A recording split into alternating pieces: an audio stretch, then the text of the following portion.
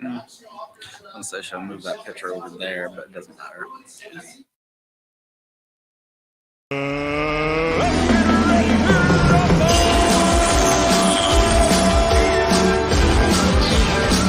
You put your effort, concentration into playing to your potential to be the best you can be. I don't care what the scoreboard says at the end of the game. In my book, we're going to be winners. Okay? Let me hear it!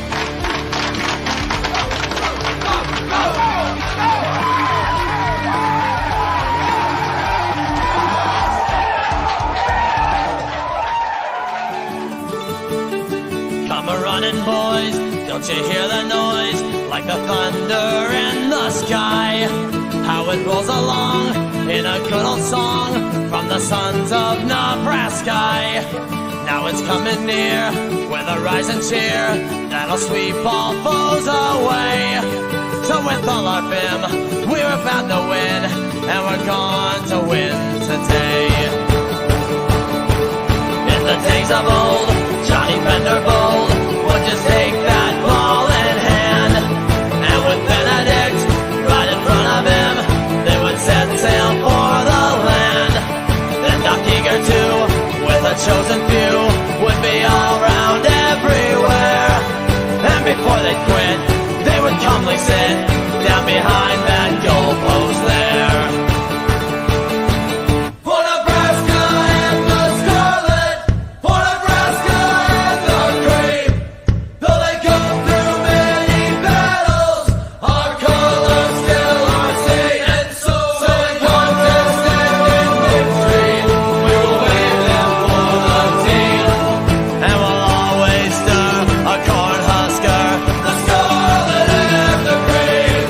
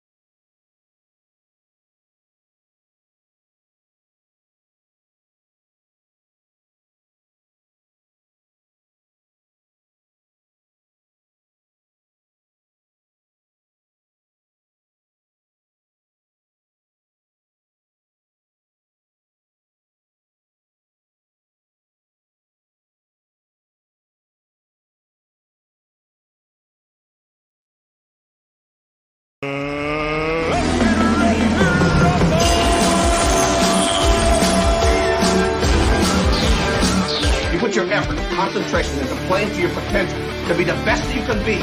I don't care what the scoreboard says at the end of the game. In my book, we're going to be winners. Okay? Let me hear it! Go, go, go, go, go.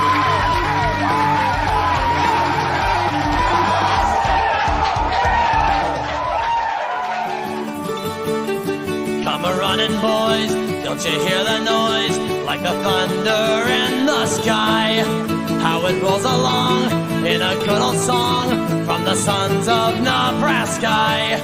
Now it's coming near with a rising cheer that'll sweep all foes away. So with all our vim, we're bound to win, and we're going to win today. In the days of old, Johnny Vanderbold would just take that ball in hand, and with Benedict right in front of him, they would set sail for the land. Then Doc Eager too, with a chosen few, would be all around everywhere. And before they quit, they would calmly sit down behind that goalpost there.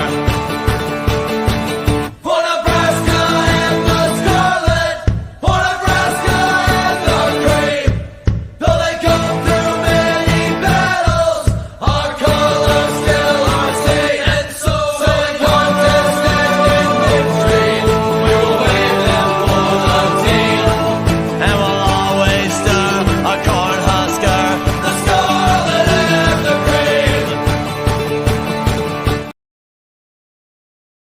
All right, what's up, everybody? I'm Matt. I'm Jimmy. We are Two Average Guys. Welcome back.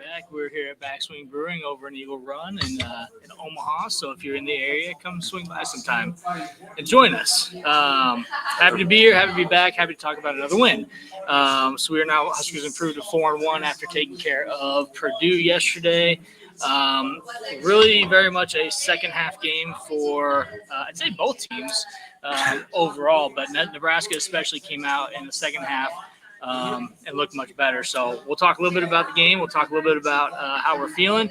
Got some notes to chit chat about, and we'll talk about our other Big Ten foes and how they fared during the week as well. Yeah, it was pretty tough first half to watch. I mean, it was really tough watch. But we've kind of struggled in the second half most of the season. Yes. So that made me a bit nervous, but Especially when it's 0-0 after the first half. So we scored 28 points in the second half. So Mhm. I guess that's something to take from, something to build on. Yeah.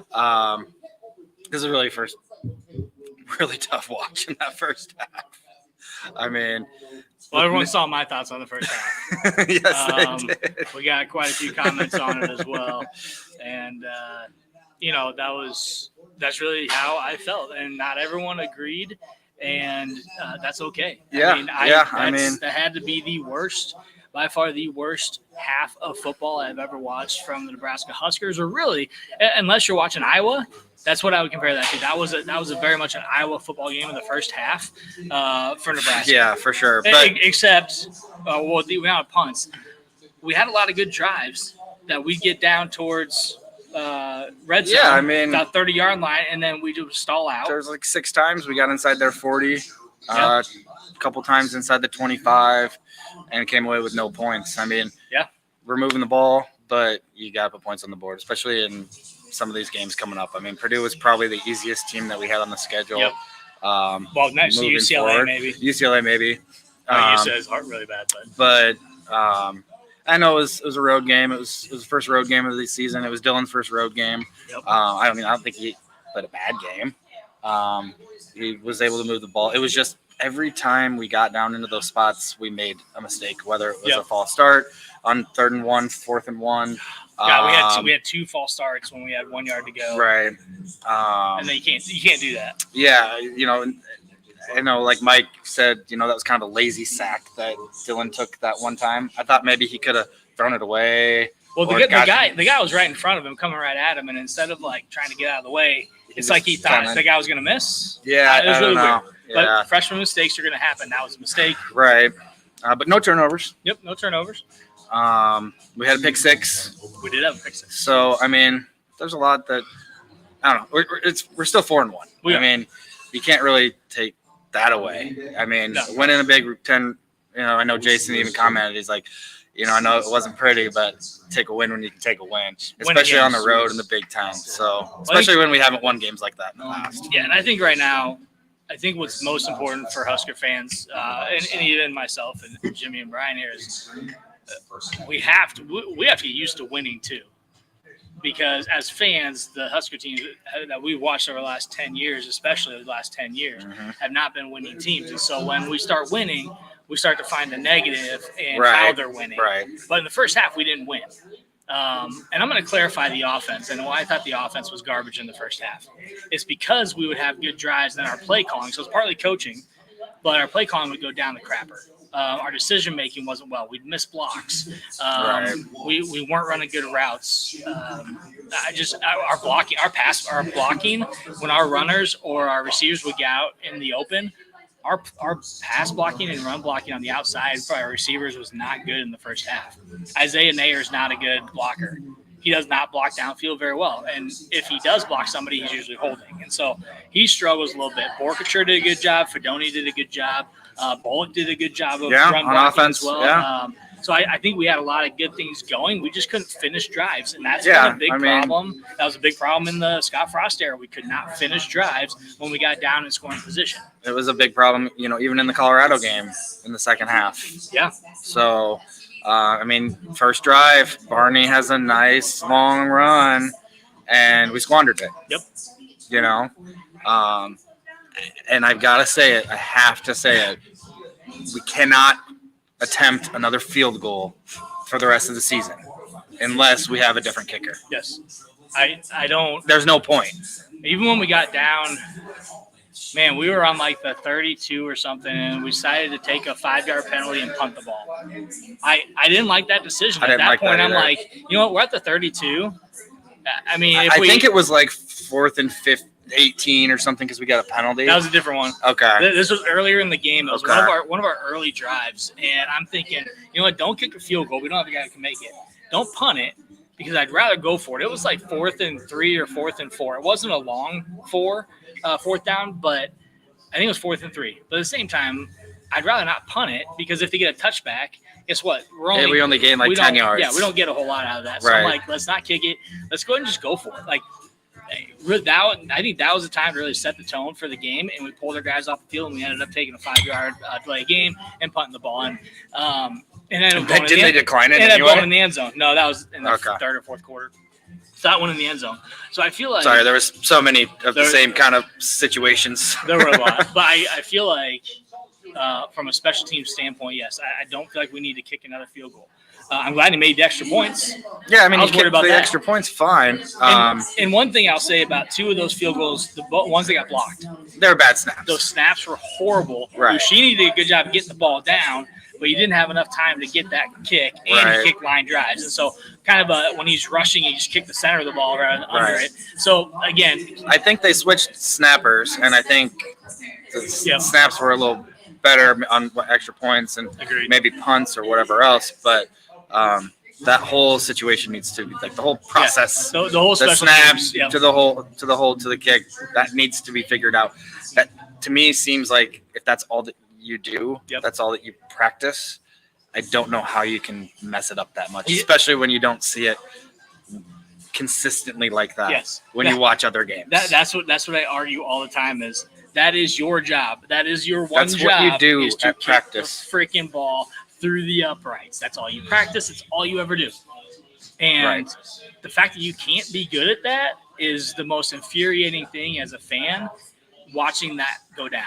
And you watch other teams easily hitting 49, 50-yard field goals, 36-yard field goals like consistently, and we just don't. Well, we missed a 39 last week, and then he misses a 42, and then they line him up for a 45. Yeah. It's like, what are we thinking here? Yeah, I'm like, wait. I was like, there's no way we're going to kick this. And we ran it out there, and I'm like. I thought maybe we were going to do a fake or something, but no. That would have almost seemed too, like. I know.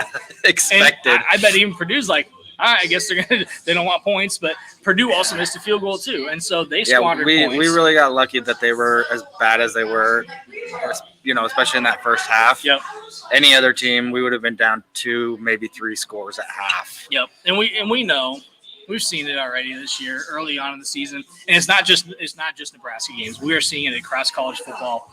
Is the reffing in games is absolutely atrocious. And it's really bad. Some in the of the Big Ten. Worst I have seen and not even just Big Ten. I've seen, and it's different. It's different each conference you watch. Right, but I feel like watching I watch a fair amount of Big Ten games, Yeah. and they are really bad. I mean, watching that Bama-Georgia game last night, I didn't think that they were that bad. No, they weren't that bad, but they also sometimes let a lot go. Well, they in those did. games too. But that's how it should be. But yeah, they let a lot go on both sides. Right. And so what didn't create an unfair advantage for either team. What we're seeing now, especially in the Big Ten, and I think we're seeing some of it in the Big 12, I've seen some of the ACC, is very consistently bad refereeing. And it's infuriating because that's their job. And that's all they need to do is call a fair game. And, we talked about I think it was last week when Minnesota got called for late hit out of bounds on the Iowa running back when he was in the air, not even stepped out of bounds yet, and he got hit in the lower part of his body on a guy that was already diving before he stepped out of bounds. I've seen that happen at least 10 times in games after that, including guys getting hit and tackled when they're 2 feet out of bounds, and those calls aren't being made. So, and that's outside of the Big Ten, and sometimes inside the Big Ten. Depends on who you are in the Big Ten, right? Penn State or Ohio State or Michigan get away with a lot of stuff that other teams don't. And I would say those are the 3 teams that will continue to get away with those things because of who they are. Right. They're not getting called. Yeah, I mean, obviously Purdue got a lot of flags, but their DBs could not cover our receivers. Yeah. And I mean, Dylan, I don't know if he purposely throws to the way he does sometimes. It's part of my notes. I know. I know it is. But there was one where, I mean, he underthrew it big time. And it was like, oh, man, if you just would have hit him in stride, he would have burned the guy for a touchdown. Yeah. I understand, whatever. But they couldn't cover our guys. No. So that's why there were so many flags. But it's like it slowed down the rhythm of the game because there was a flag on every single play. And that could have played a part maybe. And we just kept shooting ourselves in the foot in opportune times in that first half. Well, and we didn't do that as much in the first half as we did in the second half. But they still had 97 yards in penalties in the first half. Right. And they racked up another 70 yards in the second half. And those 70 yards, I think, majority of that was pass interference. So big time. I made a joke. I was like, hey, we might as well just keep throwing the ball downfield to our receivers and keep getting the pass interference calls and just keep doing that because that's how, we're getting yards, not the way you want to. But in that first half, I was like, oh, man, we've got to have like 200-plus yards and no points on the board. And then it showed we had like 126 yards. Yeah. And I I how do we only have – oh, we only have 126 yards because they got like 70 in penalties. So that math adds up. They only had like 60 more yards overall, total yards compared to their penalty yardage. So that was just crazy. We had 11 penalties. They had 13. And it wasn't – that's part of what I have here. And we'll talk about it in a second. We'll get back there. But back to Raiola.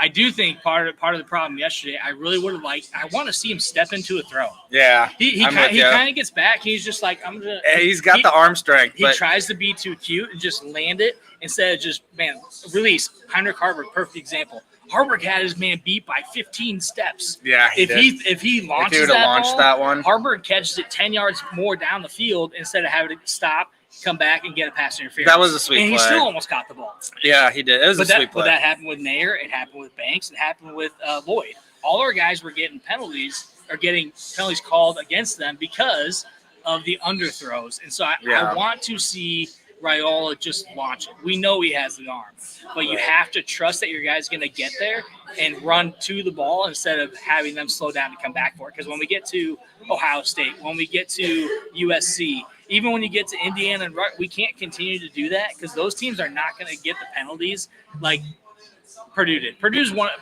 of the worst Big Ten teams. Them and UCLA are the worst two in our conference by far. And I feel very comfortable. And Washington's right there too. Those 3, I feel very comfortable saying that.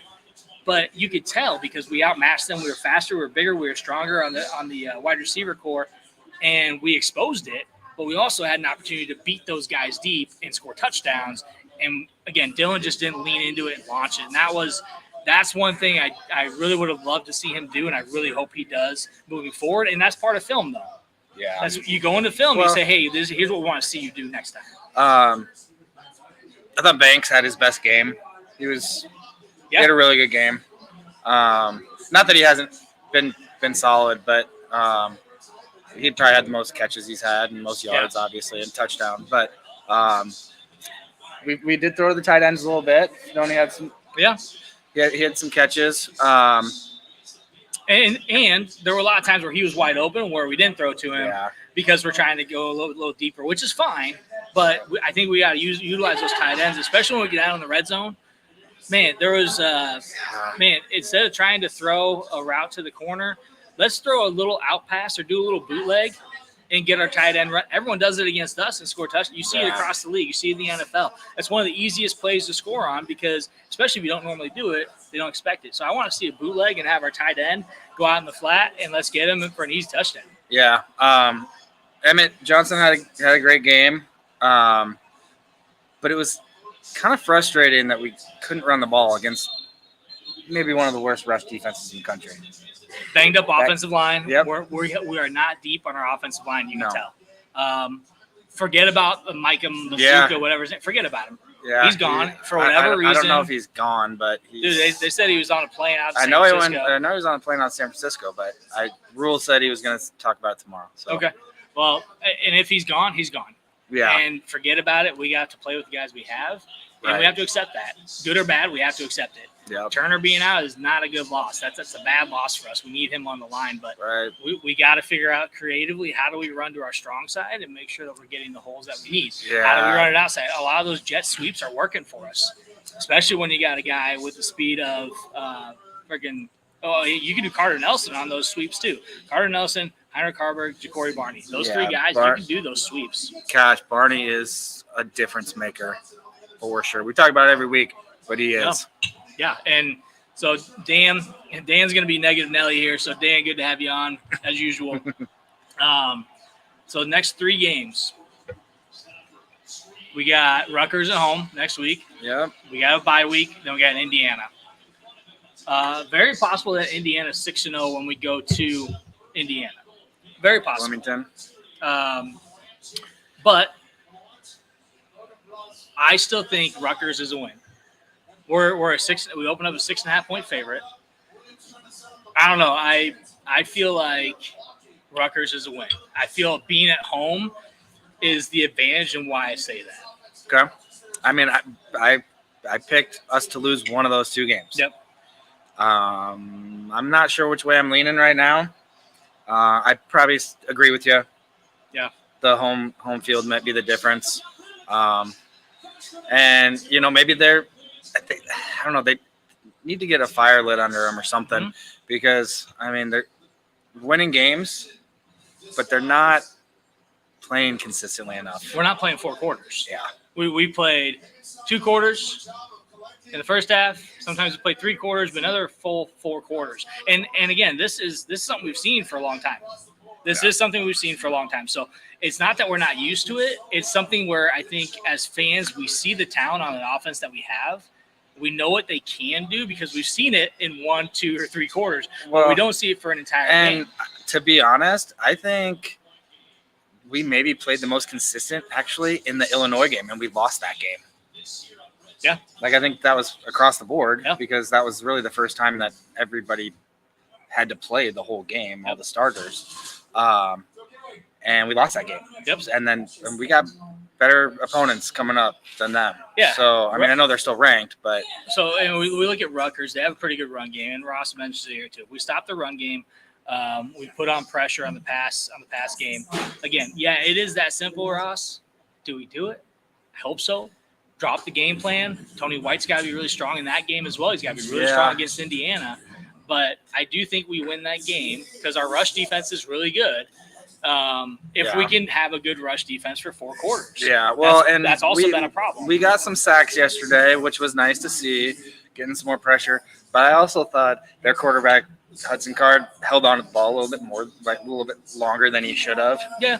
We did get pressure. But we had good coverage. And we had good coverage. Yeah, I agree. There was a few times, though, that I thought we were lucky to get a sack on that one. Yeah, but agreed. You can't complain about sacks though. So no, absolutely not. But I do know. Again, Ross, you just mentioned it too. Is he's done with Satterfield. Satterfield's like 50-50 right now. He has some really great play calls, Right. And then he shits the bed, and it's like, what happened to your game plan? Like, did you completely? Well, Because we abandoned the run way too early yesterday. I agree. And Way too early. It's like, okay, we tried it 2-3 times, didn't work. Now we're just gonna air it out 10 times in a row. That you can't be that type of football team. You have to keep trying to establish the run. So if you cannot establish a run against the 131st rush defense in the country, we have bigger problems. right. Way bigger problems. And it is. It's kind of interesting. Like it's like he pulls a sweet play out of nowhere, but it's not. It's just out of nowhere, right? Yeah. So like the touchdown we scored in the first half that got called back was a great play call. I've never flipped my lid as much as I did. I almost pulled a Casey and broke my TV. And yeah, I was so mad after that. It's one of those things where, as the referee, you are literally staring right at the play. You had to see he did not touch him. He tripped over his own feet and still missed him. And you still make the call. I understand the challenge. I didn't like it, but I understand it because I think he was just trying to make a point. I think he was not only trying to make a point. He gave him more time to yell at the refs because he did a lot of it yesterday, which thank you, Matt Rule, for getting that penalty. When he slammed that headset down, I'm like, hell yeah, man. I know. And then he's like, I'm in the white. It's like, well, I don't think he likes you kind of just show him up like that, which, again, he kind of became a ref show, and the ref's like, I'm going to call a penalty on you. It was the ref show. You're showing me up. And I know a lot of people liked that. I liked that. Some people, were like, oh, that was kind of Bo Pelini-esque, and that was, what people didn't like. And it was like, and then he said in the press conference after, like, somebody's got to fight for Nebraska, and it's going to be me. I'm going to fight. I'm going to fight for Nebraska. So I thought it was great. We'll get to defense, Ross, and talk about Hartzog in your comment here. But again, talking about offense, Raiola, 244 yards and a TD. So a pretty good game. He was still 16-26. Overall, he's still 7% passing on the year for a true freshman. He's having a great year. He's eclipsed 1,200 yards on the year and 9 TDs. Last year, the entire season, we had just over 1,600 yards total passing and 10 TDs. Yeah, and we're not even halfway through the season. He's going to get that mark in the next 2 games. He's going to beat that and going to have more TDs than 10. Yeah. So, again, we look at a true freshman, what he's doing, it's pretty amazing. I think it's a good thing, and I think that's part of why Rule, again, he's going to get ticked off because he wants to fight not only for the entire team, but he's got a freshman quarterback who does something really good, makes a really good play, and then the refs decide to insert themselves when they didn't have to. And not only that, and I saw someone else mention this, not only did the ref insert himself and decide to make that call, they didn't even come together as a group and talk about it. They just accepted what he called and said, all right, we're going to call that. A lot of times they'll come together and say, hey, was that actually a pick? Like, what happened? What did you see? Instead, they just like, nope, it's a flag and we're going to call it. So no conference, nothing. It was just, we're just going to accept it as is. So when they went to the challenge, I think, or let me get this straight. He was essentially challenging, like, whether it was behind the line of scrimmage. Yeah, because if he touched him behind the line of scrimmage, and the ball was caught there, it would have been fine. Right, because that happened last week. Yep. Which is still kind of a weird thing to me, but it is. But or maybe 2 weeks ago, whatever it was. I saw people saying like that they were. When they went to review, that they were going to maybe call that. They were like, oh, well, they'll go to review and they'll say touchdown. And in my brain, I thought that might happen. Yeah. And when it didn't, I was even more mad. What was that? I don't think they could reverse it. But I don't think that they could. Yeah. So I was pretty frustrated. But I'm also hoping with that challenge is the refs go and see that and they're like, oh, man, we fudged up. Like, we totally screwed that call up. And later on, Rule, we're going to apologize to you because we did screw that up and you were right. We made a bad call. The refs won't do that. No. And the accountability is not there, but I was kind of hoping, that maybe was part of that is they can maybe see that and do better. Sorry, I got to go back to special teams because Ross just made a comment saying he almost punted his TV. Well, if you punt it as far as Bushini's been punting the ball, then your TV would be 3 houses. If you tackled your TV the way he's been tackling guys, yes, he had like 4 tackles yesterday. It was great, which is bad, but it was great. No, I love it. Yeah. I mean, I don't love that he has to be in that spot, but that was like block field goal, and punt return. I don't know, whatever, both blocked field goals, whatever it was. And to just kind of highlight more of our offense here, three guys that I think are huge difference makers so far early in the year outside of Raiola. We know Raiola is a big guy. Okay. He's been a stud for us. I'm going to name three guys that are so far my offensive players of the year, if you will. Banks, Ja'Cory Barney for sure, and then Emmett Johnson. Emmett Johnson is our number one guy. If you don't have him starting the game, then you're not watching what he's doing on the field. He is creating yards that are not there. Yeah, he's spinning out of, he's breaking tackles. He was hit 2 or 3 times behind the line of scrimmage yesterday, and he got like 8 yards on the run. The guy is elusive. He's got the speed. He's got the power. And he is our best running back. Yeah. I still love Ramir. I still love Irvin. I love all of our guys. Dowdell and Irvin should be our short yardage guys. You need 2-3 yards, put them in there. I mean, fourth and goal. Yep. And put in Irvin. We put in Dowdell and scored that touchdown. But Irvin had an opportunity on the goal line, and we didn't get the blocking on the outside. Right. But just real quick, in years past, we probably would have gotten stopped on that. Mm-hmm. I was quite nervous, so agreed. I was pretty excited to see that happen. Anyway, and Ross mentioned, here again, we talked about the blocking from our receivers. Alex Bullock, I mentioned him earlier too. He did blocked a great 2 guys job at once on that Barney touchdown. He did, and not illegally, so it was fantastic. But I think we have to get Carter Nelson involved more in the pass game. He caught the very first pass of the game. Comes in, and then we didn't see him again. He did run once up the middle.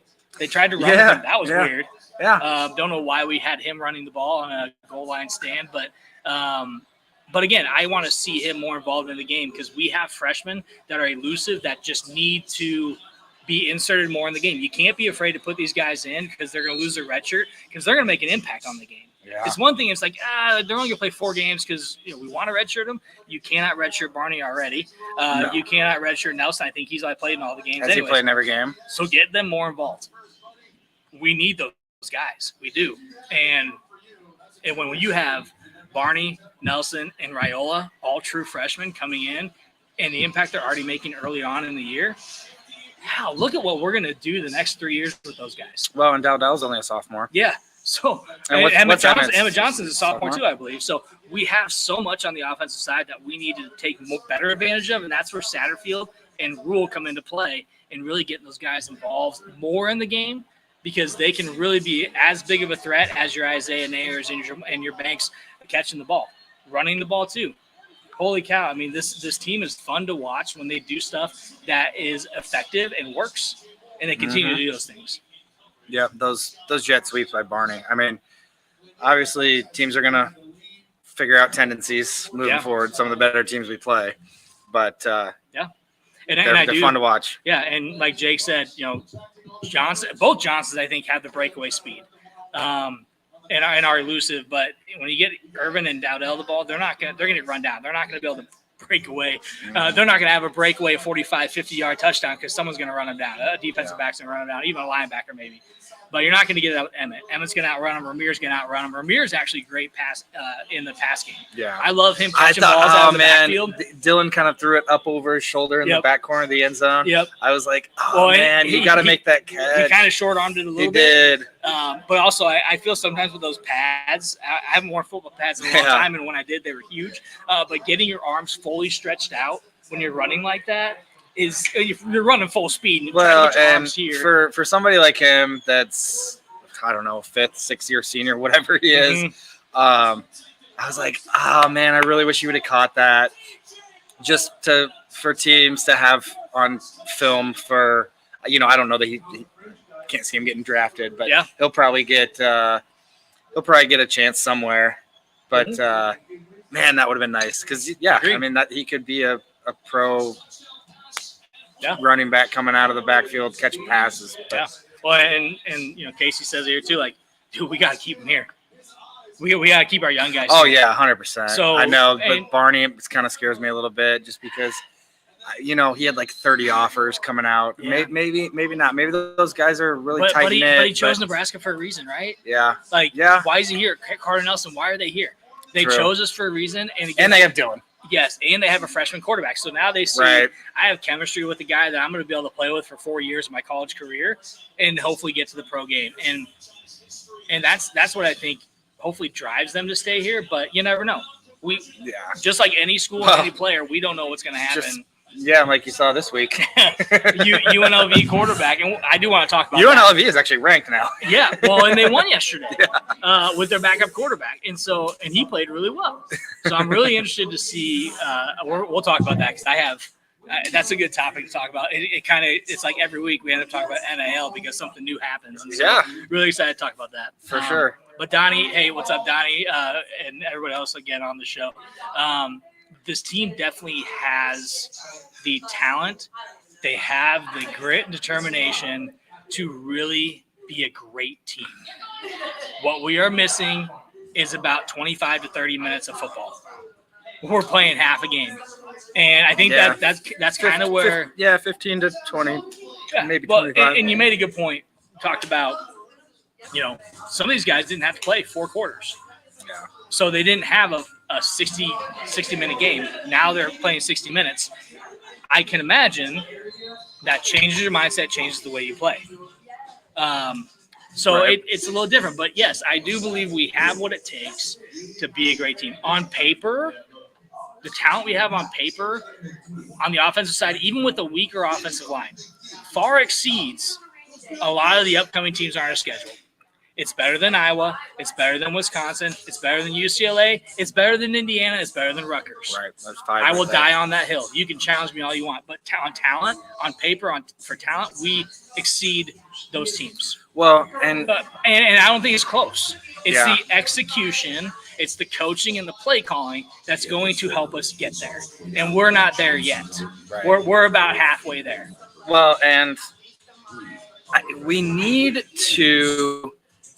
Like the Colorado game was such like a revenge game from last year. So much like they put so much heart and soul into that game, and it was honoring the '94 national championship team and this and this and this. We need to play every game like we did in that first half of that Colorado game. And by the way, Colorado's 4-1 now. Yep. The one loss they had was to us, and we beat their ass in that first half. Yes, we did. So, yes, we did. If we can come out and play like we did in that first half against Colorado, I know even before the game, I don't know, you probably saw it. They were doing like, did you see what they were doing on the field? Yeah, the drills they were doing on the field. I mean, I guess I was like, okay, it wasn't. They're gonna come up. It wasn't Oklahoma drill. It's something like Man of the Ring or something like that. Yeah, but I was like, okay, rules getting them jacked up, and then came out and did what we did in the first half. So that was kind of frustrated. I think he's trying to do the right things to make it so that they are pumped up like they were in that game against Colorado. But I don't know. If we can come out like that in every game, we'll win 8, 9, maybe 10 games. But if not, then, we're going to have to find a way to win a couple games to get 6 or 7. And again, if we go bowling at 6-6 or 7-5, that's a huge improvement from the last 10 years. So, we've only been bowling once in the last 10 years. So let's get to a friggin' bowl game. It's there. It's at our fingertips like it was last year. This year we have to get over that hump. And I really good question by Ross here about some of these guys that are going to be leaving and taking some of that those memories of just losing games and not knowing how to win. Does that help the team? I don't see how it doesn't help the team because now, especially if we can win some more games this year. Yeah, and it's nothing against any of those guys because there's a lot of guys that are fantastic. You see them celebrating after the game. Even they didn't have their best game, but Ty Robinson's been here for a long time. They've lost a lot of football games during that time. Agreed. So he's having a good time when they win. Yeah, and maybe that's maybe that's going to help transition. Yeah, that's the culture of the younger guys into more of a winning type of feel. But that's part of creating that winning culture. Again, we were on the cusp of getting to a bowl game last year, and we fluffed up really big time. We screwed up. It was there. No reason we didn't get it. We should have.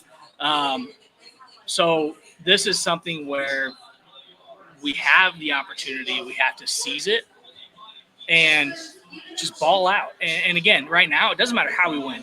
We can win by 3. We could have won yesterday's games 9-6. I would have been ticked off because we should have won the game the way we did. But we would have won the game. Yeah. And overall, winning right now matters. I don't care about the polls. I don't care about where we're ranked. I don't care about any of that. I don't care if we're ranked. I just want to win games. Well, and even back in 2016, the last time we went to a bowl game, we were ranked 8th that season. Yeah. And you know what? A lot of those games, we were, 6-0, 7-0? Mm-hmm. We did not win those games. They were not pretty wins. Yeah. But we won. Yeah. And I know at that time we were like, okay, we're winning, but it's not really. Yeah. But we haven't done that for years. Yeah. So take everything we can. Yeah. Take every win you can. And Jake, I appreciate your comment. This is something I did want to bring up today because I know I was texting Jimmy and Brian about this and other people yesterday is after that first half, I was worried about the second half because we never make adjustments at halftime. Right. But usually at halftime, we have some points on the board.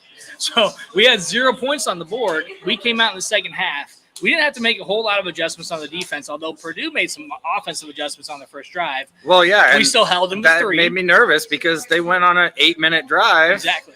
8+, and got 3 points. And I'm like, that's playing into their game plan to get the clock down as much as they can and keep it as close as they can. But then we also made adjustments on the offensive side of the ball. Yeah. And then we made adjustments on defense to not let that happen again. And so seeing halftime adjustments that made me more happy than anything. It could have been, again, 10-3. But we made adjustments in the second half to move the ball downfield, to make the right plays on offense, to pass protect better, to run the ball better. We made a lot of adjustments across the board to help us win that game. And we have not seen that, like Jake said, in a long time. And we talk about it all the time because you never see us make halftime adjustments, but other teams that we play do. Right, even being up 28-0 at half and winning 28-10. Yeah. So one thing I was not happy about was that we gave up a touchdown late in the game. Yeah, that was pretty frustrating. That was they went downfield. We made it easy. We gave up. We were really lazy. Not gave up. We were lazy on defense, and we didn't do our jobs on defense as a team. And so that was frustrating because really that game should have been 28-3. They made a good catch in the end zone for that touchdown. Yeah, that total tap was really nice. Yeah. Really good pass. He high pointed the ball, which you should do in the corner of the end zone. But I really didn't like that. I call it a garbage TD because we really shouldn't allow it to happen. It was a garbage TD. We didn't really have a ton of secondary, third guys in the game. We just didn't play well. We played a lot of zone. We kind of did because Tommy Hill's out and Wright got hurt. Yep. So, I'm not sure who all was in at that point, but it is still frustrating. Yeah, Tommy, we did talk about special teams. Yes, we're gonna move past that because that's enough flaring of the nostrils. Yeah, we don't need to go there anymore. But it's awful. We need to make adjustments. We need to not kick field goals anymore at all. Fortunately, and we need to snap the ball. Fortunately, my TV lived to see another game. As did Casey's because we made it through the second half. So congratulations, Casey. Ross mentioned here a signature win. We do need a ranked win. We need to beat a ranked. We've lost 25 straight, I think. Yep. Indiana is going to be our next opportunity. Yeah, are they 28? Are they off this week, or do they have a game? I think they're off. No, we're off. We have a bye before we play them. Yep. So they might have a bye okay. this week. I don't know.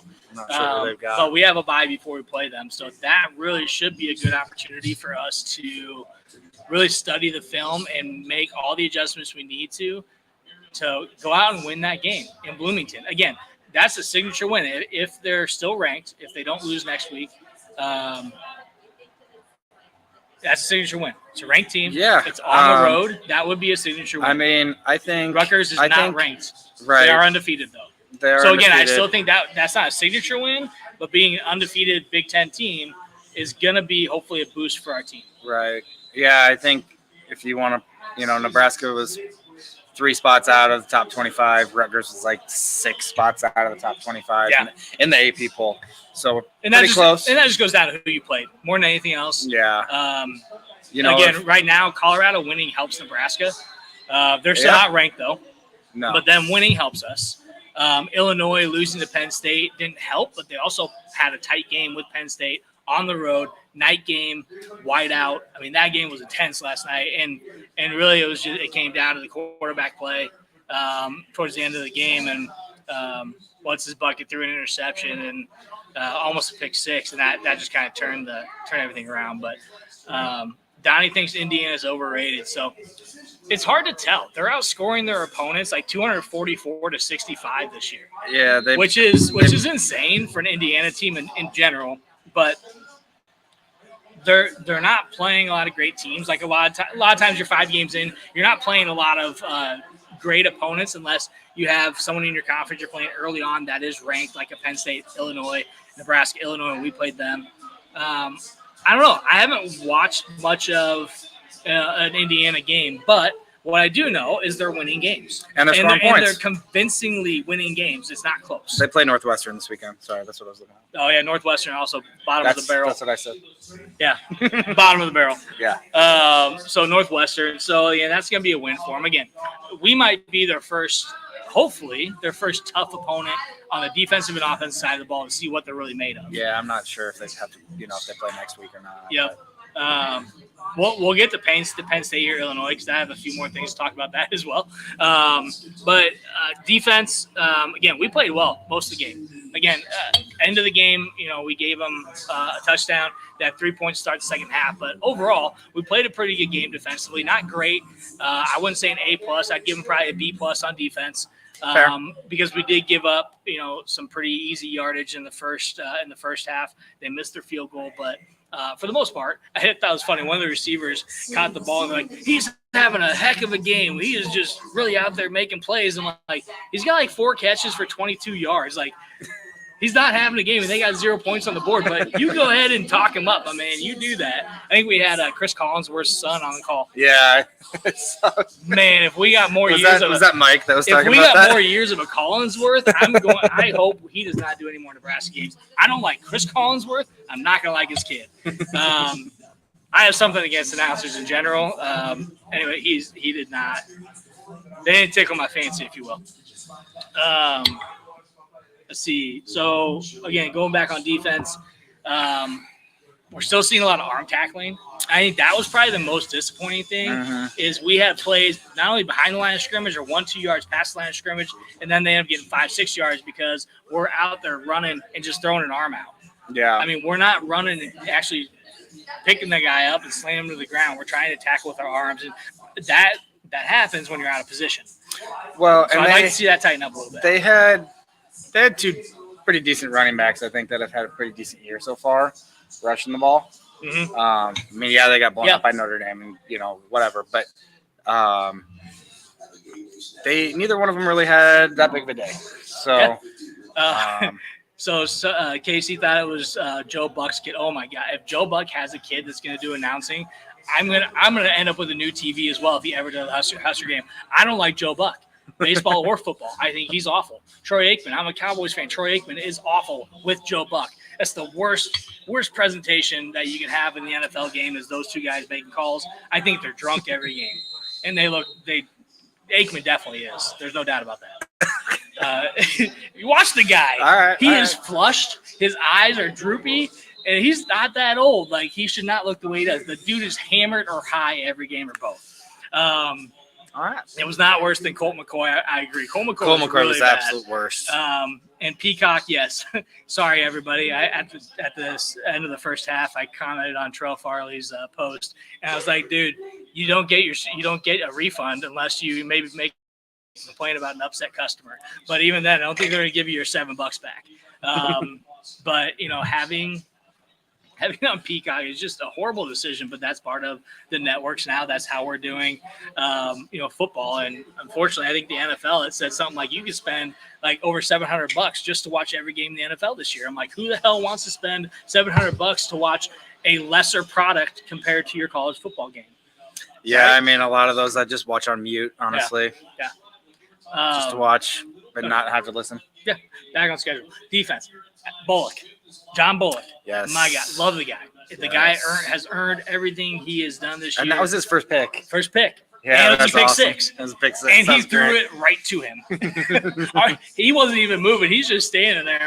And all those guys were fired up for him, even like yeah. Barney and some of those guys on offense. That was the best thing ever. I mean, we scored 14 points in like 35 seconds. Because we scored a TD, then we got the pick. And on Barney's touchdown, it was Alex Bullock that blocked, had the double block for the touchdown. And then 30 or 45 seconds later, John Bullock had the touchdown. So that was awesome.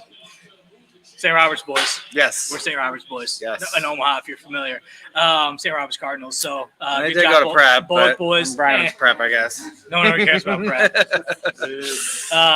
that was really cool to see. And John Bullock, he has worked his ass off to where he is at now, and he has showed that he deserves the number he wears on his jersey and that starting spot. He's honestly a guy. I thought Gifford, we'd see a lot more of him this year, which we're not seeing him. But I think our linebacker, again, that 3-3-5 is tricky because I feel like Gifford, I don't see him much on the field. And it might just be he's in good coverage. Yeah. And so, his number's not really getting called because they're not thrown his way, you know. Yep. I know that happened with, like, Prince Mukamara, like, his last season. Like, they just never threw at him because he was so good. I'm not saying that he's like that, but you know what I mean. John Bullock said he hasn't had a touchdown in the end zone since high school. I'm surprised he had one in high school. Maybe it was for the Cardinals in grade school. But that's fantastic. Again, he's fantastic. I love watching him. Another guy I want to give a shout out to on the defense is Wright. I mean, he is coming in for awesome. Tommy Hill. He's playing great. He's had a couple penalties, but not bad penalties, and a couple have been questionable. But Wright's been stepping up, man. He's been pass deflections. He's in good coverage. He had a good game last week against Illinois. Mm-hmm. So really impressed. Well, and the announcers were really impressed with him. I don't know if they kept saying, "Oh, his energy is just infectious." They said it like 5 times. I'm like, "All right, guy." They have keywords, a bunch of keywords they have to use. I guess that was really. It's like your bingo card. You got to fill it out. How many times? Okay, bingo. I said it 10 times now. Yeah. But I think he did a great job. I also think James Williams had a great game. He had 2 sacks. Yeah, at least a sack. I know. Who else? Sure. Someone else had 1.5 sacks yesterday. 40. Not Sherman.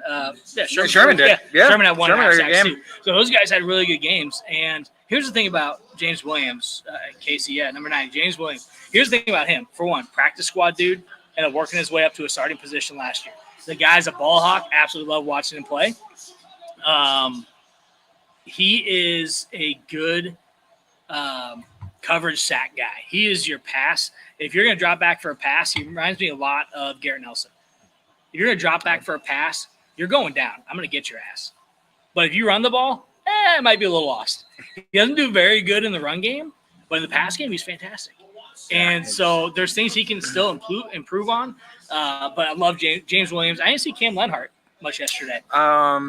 There was one play. I can't remember if he was right there for a sack, and just they got rid of the ball just in time and ended up getting a first down. And I was like, man, he should have had him. And it was him. But I didn't see him much. Yeah. I mean, he probably played a lot, but I really don't know. Yeah. Okay.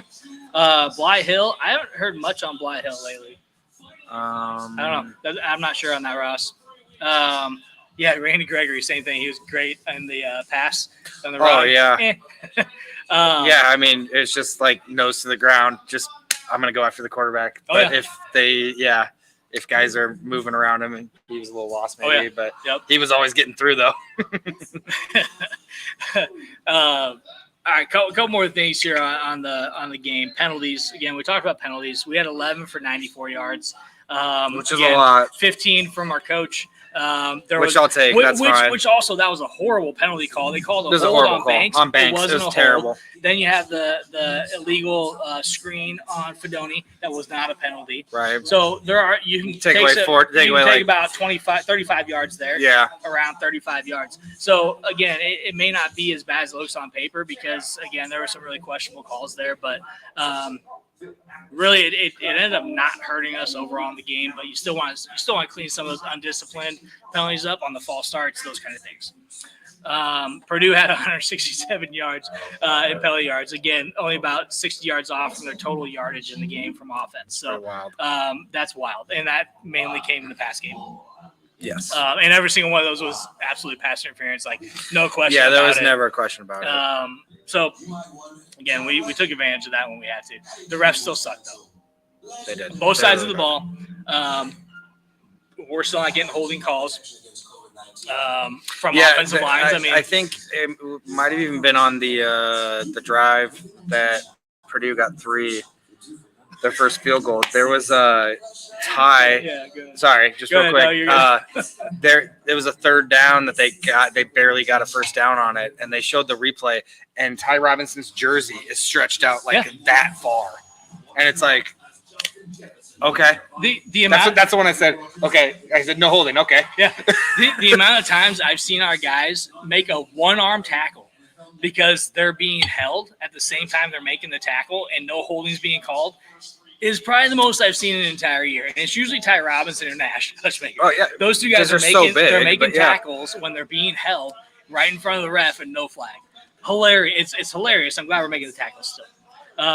But it's funny because Donnie mentioned here, and I thought I heard this in the game. We got a sideline warning, Nebraska did, when there was a play on the Purdue sideline. We got a sideline warning when their team was like halfway into the field. But they gave a sideline warning to Nebraska. I don't know if he just misspoke. Well, they gave the sideline warning to both teams at the same time. What did we do? I don't know, because they don't really show that. How do you give a warning to Nebraska when we're on the other side of the field? Yeah, you shouldn't be looking at us. I don't know. And it's not like baseball when you have to give a warning to both dugouts because you're throwing at the batters. Right. You don't do that in football where you both. Yeah, I don't know if maybe stuff had been life. happening on the other side, and so when it happened, don't give the refs side, don't give them. I'm anything. not, and that's no. They fudged. If anything, I'm saying it's just the ref show again. At that point. Agreed. Let's see. Sorry, I'm reading Ross's comment because he wrote a book here. Oh, cool. And Thanks, I don't read Ross. very fast, Ross. I'm not that slow, though. Alabama, Georgia, yeah. Dude, they let them play last night. Yeah, yes, 100%. You know, and it was a fun game to watch. I mean, as a football fan, yes, that was one of the most fun games to watch all weekend, maybe all season. Yeah. Maybe because of how Alabama kind of blew the lead and ended up going back and forth down at the end. And that freaking 17-year-old kid is unbelievable. But they did. But absolutely, the refs had to separate them during the game. And they would put head-to-head, face mask to face mask, jawing back and forth. And instead of throwing a flag, hey, we're going to separate you. But guess what? If it happens a couple more times, we might actually penalize you. Right. Like, as a ref, that's what you should be doing. Like, hey, shut your mouth, get back to the sideline. Or shut your mouth, get back and forth, whatever. Like, be a mediator in the game rather than making it hey, we're just going to throw flags because we don't like what you did. That outcome gets you a lot more favoritism among the fans because the fans don't mind that. And the players want to do that. Let them jaw back and forth. They're college kids. They're going to talk shit to each other. Oh, they definitely and do. These guys, they talk so much. And a lot of these guys know each other. It's not just the first time meeting. They've played with each other, against each other. They've been on recruiting visits together. Yeah. So they have some form of communication already, and they're going to talk shit on the field. Cam Ward, him and against Virginia Tech, they're cousins, the quarterback, Virginia Tech. So Cam Ward, Miami, and Virginia Tech. Those dudes are cousins. I was watching at the I went out. I was watching at the bar, and I didn't know Virginia Tech. Yeah, and so like, if you're gonna let that happen in some leagues, why doesn't the Big Ten let that happen? The Big Ten's just, it's like you gotta stick up your ass and like you just feel like you need to call everything. Some of the celebrations in the end zone need to stop too. Like, I don't mind celebrating, but man, it's getting close to the NFL shit where they're just dancing and now they're doing a whole team thing. Like, get that shit out of it. Go to the sideline and do that. I don't care, but let's get the game going. Yeah. I don't need to see you for 5 minutes dancing in the end zone. I think it's absolutely ridiculous. And I fully blame the NFL for that, but hope they get in touch with that. Barney threw up the peace sign on his touchdown. Was it a peace or did he do a thumbs up? Oh no, it was a peace sign. Okay. Oh yeah, 100%. I thought I saw Either a way, clip like you do a thumbs up. I or thought I peace saw a sign. still shot of somebody and they had a thumbs up. It like he might was have doing been. a thumbs Maybe up, it was but thumbs up. I don't know. I have to see it again. But. Either way, like I'm surprised that didn't get called for taunting. Yeah, I know because there was taunting calls. Yes.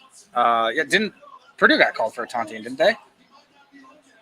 Oh yeah, because he tackled him and then he walked over. Well, he grabbed his legs and he threw him and he up walked in the air, up over and then him. he walked over him. Yeah, Which that's got to be called. right. That's got to be called because that's showboat and that is absolutely taunting by the rule book. And he held on to his legs, picked him up, and threw him. But yeah, and the ref was right there. That was stupid. Barney's got to be careful because, against an Ohio State or somebody like that, you never know. Yeah, they could call that. Oh yeah, but Ohio State's going to do the same thing. Right. So again, if you're going to let it fly, let it fly. I don't care about that. Like to me, that's hey, you got burned. He's it's like give flipping you the bat. sign. I don't care. And it's like you gave up a home run. Yeah, you got a bat flipped on you. Sorry about it. Again, we're going to bring Dion into the situation again. Dion hot dogging into the end zone, right? Yeah, stepping like he did that, and that's score a goal in hockey. You're going to go down on a knee and drag your hand up.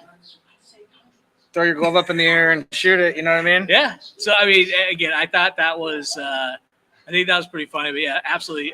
The defensive guy walking over our guy was definitely what caused it. But I don't think the ref liked him throwing his legs. And I think he still may have called the penalty for taunting, but walking over him did it. So, like the call. All right. For sure. We're getting close to the end here. Anything else you want to talk about with Huskers? Oh, I don't think so. I think we just really need to show up this week because Rutgers is going to play hard-nosed football. Yep. Hard-nosed Big Ten football. We need to be good up front. We need to make some plays. We need to have a couple big plays. We need to have a couple turnovers. And I think it's a close game. Yep. I mean, if we win this game, I think it's 3 to 10 points. Yeah. And I know we're favored by 6.5 for now. That could change. It could go up and go down. But if we get Tommy Hill back, I really hope we do. And again, Wright's playing fantastic. I want to see him continue to play. But if we have Tommy Hill and have them both playing, I do think I do want to get to the comment on Malcolm Hartzog, Ross. Hartzog's on your shit list. Listen, Hartzog is a fiery guy. The guy can play really well. But he does struggle sometimes. He is my new Lamar Jackson and Tommy Hill. Tommy Hill, and I know exactly what you mean. We talk so much crap on Lamar, and then the next year, bam, he was one of the best players on the team. Talk so much crap on Tommy Hill because he looked lost all the time. Best player on the defensive side of the ball almost. So I think Hartzog is that guy that is going to continue to get better. Yeah. Adios, Donnie. He was really good, and then he was not so good, and he's a bit inconsistent, I guess. His coverage is on and off. But he's a guy. But he can make, he can get picks. He can make a big play when you need it to. He's a ball hawk. He can tackle, too. The guy tackles well. That also is somebody that gets thrown to a lot. So, I mean, those opportunities are going to come. Yeah. And that kind of happened to Lamar, too. Lamar got picked on. Yep. He got picked because on. Because of who he was and how he was playing. And I think that made him better. And so I think we'll still continue to see that as we move forward with some of these guys like Malcolm Hartzog, like Wright, as he continues to get better and more playing time. But I do like Hartzog. I'm a big fan of the guy. Big fan of our defensive backs in general. Big Ten. What else happened in the Big Ten? Actually, before we get there, next week, Rutgers game. Jimmy and I are going to be down there. Yeah, sure. My buddy Pooty, he's a Notre Dame fan, so if you want to come talk trash about Notre Dame. Is he coming with? He's coming with. Okay. So you can come and talk crap about Notre Dame while we eat food, we drink beer, and enjoy our time. Yeah, I gotta make sure my little grill's all good to go. Yeah, make sure it's good. It's gas grill, I'm guessing. Little Weber Q. Okay, gonna be a fantastic time though. We're gonna have tailgate burgers, and dogs. We'll figure out what food we're gonna have. Don't worry, it's gonna be a great time. Come on down, join us as soon as we know where. Brev, we're gonna be meeting up with Brev too. Sitting and sipping. As soon as we know where we're going to be at next week, we have a couple different options right now. As soon as we know where we're going to be at, we'll let everybody know. Come join us. Come just say hi. If all you got to do is say hi with your family, whatever. Got to meet Dan and his family at the hockey arena. His wife officially at UNO hockey this last week, which first time I met her. So it's always nice meeting people that follow us and enjoy watching the show. So hopefully we get to meet a bunch of you at the Husker game as we're down there tailgating, eating food, and drinking beer. All right, other big notes. So USC came back to beat Wisconsin. Wisconsin was kind of dominating that game. I was kind of surprised. And then they just fell off the map. I mean, I didn't watch the whole game, but it was 21-10. And then they gave up 28 straight points and didn't score again. So yeah, and I wasn't really impressed with USC that game, and I was impressed with Wisconsin, and then things went turntable. That's why I said I don't know if I am more nervous about Wisconsin or more nervous or like more excited hopeful about USC. Yeah. I know Brad was like, I'm more nervous about Wisconsin. I was like, yeah, I know, because they always have our number. So well, they established the run in that game, and their run game really helped them out. It's not their quarterback play. Right. It's their run because they have a backup quarterback. Van Dyke's not a great quarterback anyways. He's out. Yeah. So the backup. So they got to run the ball. So I do think our rush defense. That's probably what they're going to try to do against us, and for that's sure. Same thing Iowa. Those two games, our rush defense is going to be why we win those games. So our offense should be able to thrive in both those games, in my opinion. Defensive backs for Iowa are still pretty thin and still pretty weak, if you ask me. I shouldn't say still. They are. Yeah. Their linebacker plays pretty good. Their defensive line plays pretty good. If we can get the ball out quick, we win that game. Wisconsin, not as much on the Iowa defense side as Wisconsin normally is, but again, I think we're a better team. They'll have good linebackers for execution. Sure. Rutgers, again, they beat Washington. Indiana takes over Maryland. Both improved to 5-0. Michigan gets a gift from the refs against Minnesota. Unreal. If you watch the game, came down to the onside kick. They called offsides on Minnesota. It wasn't. The guy was not offside. He's still not offside. And he is still not offsides. Now, he jumped early. He got an early start, but he was not across the line when the ball was kicked. And the ball went 10 yards before it was touched. So 100% Minnesota should have got another chance to go down. There was like minute 20 left or something. I wasn't sure how much time. I mean, they Minute still 23. obviously have to go down and either kick a field goal and go to overtime, and then you never know. Or score a touchdown. They could have won touchdown. that game. And so I think the refs inserted themselves right away. I understand the flag was thrown right away. It was still a bad flag. Whether Minnesota recovered it or not, it was not offsides. And so Minnesota got screwed in that game, but Michigan gets a gift. They get the win over the Gophers. Really impressed in that game, too, because Michigan really started off strong in that game. Jumped off to like a 21-0 lead or something. I know. I saw people posting like, "Is this it for Peach?" Yeah. Like they were like, it's that bad, and then all of a sudden it was 27-24. But this is probably the worst Minnesota team I've seen in a while. I did watch most of their game last week, and they kind of got ran all over by Iowa. Yep. Yeah, the run game. Ohio State, they really started slow against Michigan State, but they ended up dominating, winning by like 21 or something like that. I think Michigan State might be a little better than I was expecting them to be. I haven't watched them. They started strong, from what I've gathered so far, I could be totally wrong, but Michigan State's one of those tricky teams. Yeah, you just kind of never know. Play tough enough to be in every game, you know. So, Penn State and Illinois game, again, that was a really good game to watch. Came down to the fourth quarter, probably the last 5 minutes or so. And it was 14-7 for most of that interception really killed Illinois. And too much to come back from when you're down 14 with not a lot of time left in the game. Then last night, Oregon really handled UCLA. So, as expected. Not really surprised. They went to UCLA on the road, and they ended up winning that game. Not much of a surprise there. So, got a lot of really cool things, a lot of fun things going on in the Big Ten. We didn't get a chance to talk about the NIL thing with the UNLV quarterback, which is fine. We don't have time, but familiarize yourself with those kind of things because we're going to see more and more of that in college football, like the 5-star defensive tackle from USC. It says he's going to be going to his third team. So, dude, maybe you're not that good. Well, if you're currently not good and not a starter and you're going to take your red shirt, maybe you're not as good as you thought you were, and you should just enjoy the time you're playing because if that's why you're going to transfer. It's just kind of funny, like the UNLV thing. It's like, bro, for one, I don't even think you're really that good. And 43% passing. And his rush game was okay. Yeah, I mean, like, what you think you're going to go to the SEC? Like, okay, maybe you can go to, like, Mississippi State or Auburn or somebody that's really not very good right now. He's going to end up at like Wyoming, which again is not a bad school, but he's going to end up somewhere like Wyoming. Yeah, I don't. That's where he's going to go. And if he gets I guess I understand. Get as much money or whatever else you want, whatever you want out of it. I guess. But we're going to see. Used to be people just wanted to play football for the love of the game and to win. Well, and usually it's not the player saying, "Hey, I'm going to redshirt myself." It's the coach saying, "Hey, we're going to play in 4 games and redshirt you." Now we're seeing the flip side of it. It's like when players started sitting out bowl games for their draft stock, and then it's like, are players gonna sit out playoff games because of their draft stock, because of whatever NIL, whatever. Yeah. So if you don't like the whole bowl game sitting out, buckle your seatbelts, because we're going to see more and more of guys doing what Saluka did at UNLV, what the dude at USC did, and the running back from UNLV. We're going to see more and more of that as NIL comes to light. If you have not signed any paperwork saying I'm guaranteed $100,000, then you're not guaranteed $100,000. It's not built on a handshake. You need a contract for that.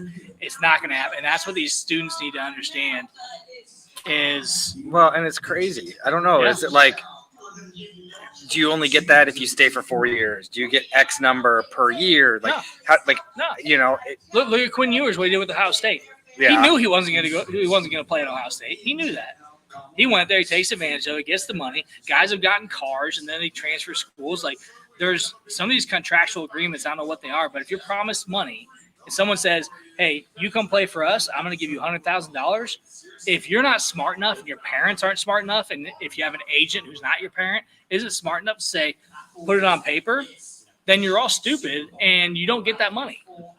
Right? Like, yeah. Why would you not put it on paper? You're guaranteeing me $100,000, but I'm not going to make you write it down. You're stupid. Well, and I think in you don't that deserve scenario, that money. I think they even said that they fulfilled whatever that they promised. Yeah. Well, and again, you're going to get the school saying one thing, right? And so you never really know. And the kids, and now parents are going to be money hungry too, which is part of the problem. So the parents are going to insert themselves in these conversations instead of the kid making a decision that's best for them, whether money or not. Yeah, it should always be the student making the decision for themselves. But they're not students anymore. They're amateur athletes. They really aren't. They're amateur athletes. You can brag about their 4.0 bullshit in school. We all know that these students aren't getting a 4.0 when they're making millions of dollars. I mean, they are, but it's not them. Legit? It's not them studying like the other students do. Some of them might. Don't get me wrong. I'm sure some of them. Plenty of them do. I know there's been plenty of smart, of guys, even from Nebraska, that like doctors. You know, it's not going on with everybody, but a lot of guys are having tutors either. Helping them get through or doing stuff for them. Look at Travis Hunter. What cracks me up about the guy? I don't dislike Travis. I actually kind of like him. For one, he's a ever since he said that show between third and fourth quarter at Nebraska, it's like, yeah, it's pretty cool. Well, so they asked him, like, so what do you do to celebrate a win? He's like, I just go back to my dorm and play video games. Yeah. The guy doesn't go out and party. Yeah. He plays video games. That's what he loves to do. But he also, they're like, oh, he's a 4.0 student. I'd believe it if he doesn't go out and party. And is it true? I don't know. But I think he is somebody who I don't know what he's studying. Yeah, he loves ball. And he's really good on both sides. He dedicates himself to the game. And he's, to me, a better wide receiver than a defensive player. He should stick to the wide receiver. But does he have the size to do that in the NFL? I don't know. He ain't going to play both ways. But, again, going off on a tangent there, I think that the students need to be students and players because there are so many of the guys that will not make it to the NFL. Mm-hmm. So if they're expecting to go to college, make money while you're there, but understand that you still need to be a student to have a job after school. $100,000 ain't going to make your life. You can't live off of that. Yep. So if you want the money now, it's great, but be a good student too so you can get better. And maybe that's just because I'm old and I had to go to school for a hell of a long time. And, it is what it is. But it'll be really. And we all got to work and not make as much as they just get. But we get to drink beer at Backswing Brewing, which is always fun. And we get to talk football with you guys. And so thank you as always for joining the show. Again, come to Backswing Brewing. Come hang with us. Yeah, this place is cool. Well, you don't even have to sit with us on the couch. We'll have fun either There's way. all kinds of pro football games going on. Yeah. So if you Watch the that's game. your thing, then you can come up. But anyways, I'm Matt. I'm Jimmy. We're Two Average Guys. Thank you to Brian for the showcase behind the scenes. Everyone have a great rest of your Sunday, and go Big Red. See you next week. Come on, Tailgate, good baby. good game, everybody, yeah. Pat, I think it's safe to say that all these fans came out here to watch a game of football. John, ring commercial. Yeah, I know. I'm just making conversation. Come on. Football!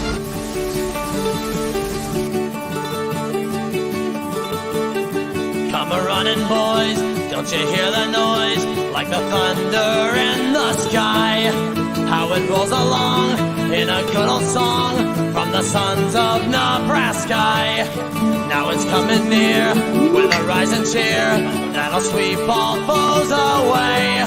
So with all our vim, we're about to win, and we're going to win today. In the days of old, Johnny Vanderbold would just take that ball in hand, and with Benedict right in front of him, they would set sail for the land. Then Doc Eager too, with a chosen